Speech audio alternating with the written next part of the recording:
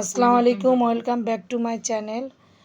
ভিডিওটা অনেক সকাল থেকে শুরু করলাম। আজকে মহরমের দিন।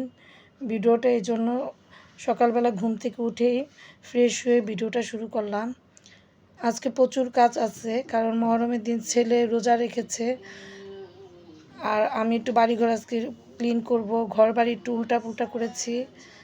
বেডরুমটা, আসবাবপত্রগুলো একটু সরিয়েছি। খাটটা আগে ছিল এদিকে, খাটটা এখন আবার জানলার দিকে মাথা দিলাম। আর আলমারিটা, ড্রেসিং টেবিলটা ওই সাইডে নিয়ে গেছি। আর বাকি সব ফার্নিচারগুলো আলমারির সাইডে নিয়ে আসছি। মাঝে মধ্যে ঘর বাড়ি সব একটু চেঞ্জ করলে মনটাও ভালো লাগে। আর ভাবতেছিলাম যে কীভাবে করলে একটু ফ্রেশ লাগবে আর একটু ঘরটা বড় লাগবে। বেডরুমটা মোটামুটি বড়, একদমই ছোট না। অনেক কিছুই আসছে এই রুমে। একটা খাট, আলমারি, ড্রেসিং টেবিল, ওয়ার্ড্রপ, বাচ্চার একটা ওয়ার্ড্রপ আছে, একটা ডিমার আছে, সাইড কর্নারে ড্রয়ার আছে। মোটামুটি বড়ই। ফুলগুলো এক সপ্তাহ আগে পরিষ্কার করছিলাম ধুয়ে। আর মাঝে মধ্যে তো এরকম মুছে দিই একদিন দুদিন পর পর। তারপরে দেখলাম আজকে বেশ ধুলা পড়ে গেছে। গতকালকে আর এগুলো পরিষ্কার করিনি, যেহেতু বাইরে গেছিলাম। আর এই যে বাচ্চা রুমের ভিতর শুধু ময়লা ফেলে, যেন একটা এখানে বিন দিয়ে দিলাম। ও চিপস, চকলেট, বিস্কিট যা খায় সবগুলো ময়লা ঘরে নালে ফেলে। আর ইদানিং শুধু কারেন্ট যাচ্ছে, এজন্য চার্জারটা চার্জ দিয়ে রাখলাম, কারণ কখন চলে যায়। মেয়ে একটু পরে, ছেলে পরে, পরীক্ষা দুইজনেরই। এই জন্য ব্যস্ততা অনেক বেশি আমার এখন। একবার রান্না করে সারাদিন খাওয়া দাওয়া করতে হয়, কারণ বারবার রান্না করতেও যাই না। মেয়েকে যেহেতু বেশি পড়তে চায় না, অল্প অল্প করে পড়াতে হয়। এখন মেয়েকে বলছে তোমাকে ছুটি দিছি, তুমি খেলো, আমি আস্তে আস্তে বাড়িঘর সব পরিষ্কার করে নিই। আর একটু পরে তো আবার ছেলে টিচার আসবে, পড়বে।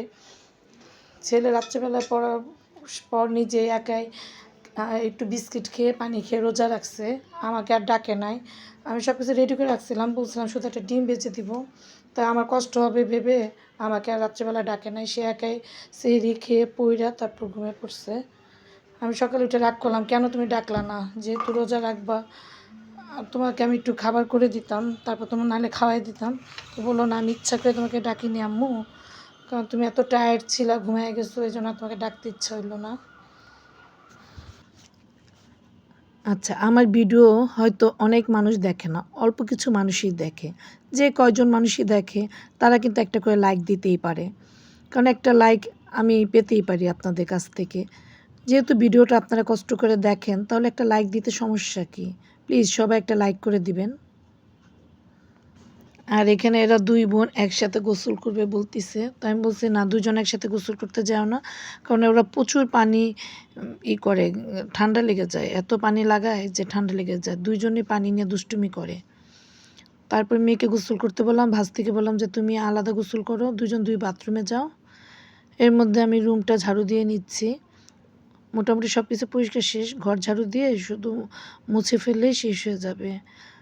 বাসায় বুয়া নাই, যেহেতু একা একা সব কাজ করতে হয়, এই জন্য তাড়াতাড়ি করার চেষ্টা করি। এই তো দুপুরের আগে মোটামুটি আমার সব কিছু গুছানো শেষ। দেখেন, নতুন করে এইভাবে বাসাটা আজকে সাজিয়েছি। কেমন লাগতেছে জানাবেন প্লিজ। একা একা পুরা বাসা আমি নিজে সব কিছু সরাইছি।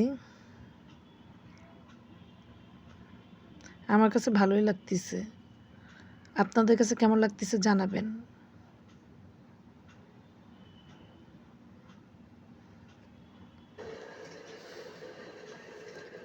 বেডের পাশে আমি একটা ছোট টি টেবিল রাখছি। এখানে একটা জায়নামাজ, মেয়ের হিজাব, আর পানির জগ আর গ্লাস রেখেছি। আর এই পিঙ্ক কালার কাপড়টা আমি রাখছি, বাচ্চারা বিছানায় খায়, বেডে যখন খায় তখন অনেক কিছু পড়ে যেতে পারে, এই জন্য এটা বিছিয়ে তারপর খায়।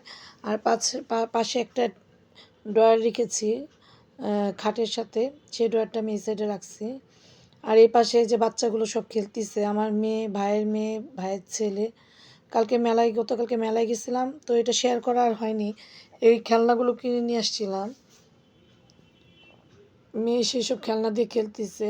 এই যে আমার ভাইয়ের মেয়ে রান্না করতেছে, ওরা চুলা বানাইছে আমার ইটা দিয়ে, কি যেন ক্যান্ডেলটা দিয়ে ওরা চুলা বানাইছে।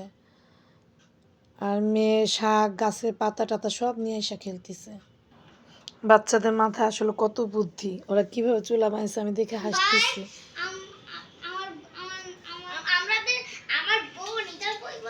আমার বোনরা চা বানাচ্ছে, আপনারা দেখবেন।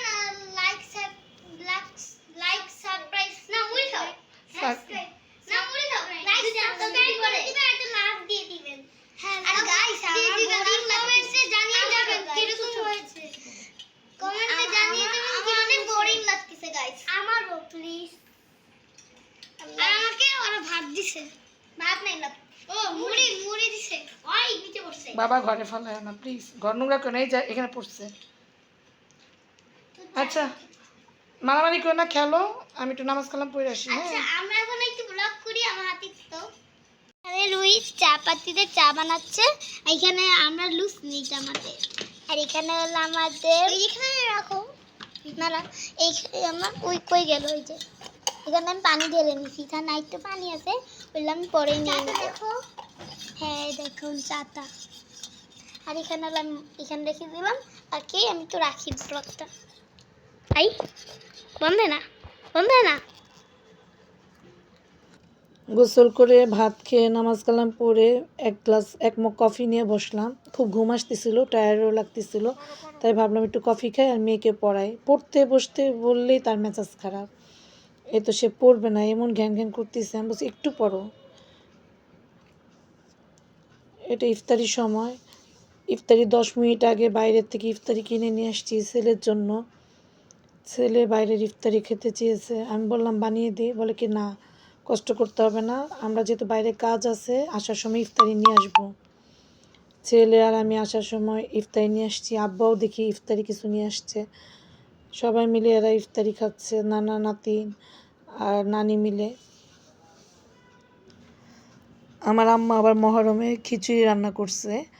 আম্মা সবসময় মহরমে খিচুড়ি রান্না করে, মজাই লাগে, আমরা সবাই একসাথে খিচুড়ি খাই। আর এই মিষ্টি নিয়ে আসছে আমার ছেলের বন্ধুর বড় ভাই, সে আমাকে মা ডেকেছে। তার বলে আমাকে দেখলে তার মা মা মনে হয়। হ্যাঁ, তার দ্বিতীয় মেয়ে হয়েছে আলহামদুলিল্লাহ, সে নাতনির মিষ্টি আমার জন্য নিয়ে আসছে আমার ছেলে।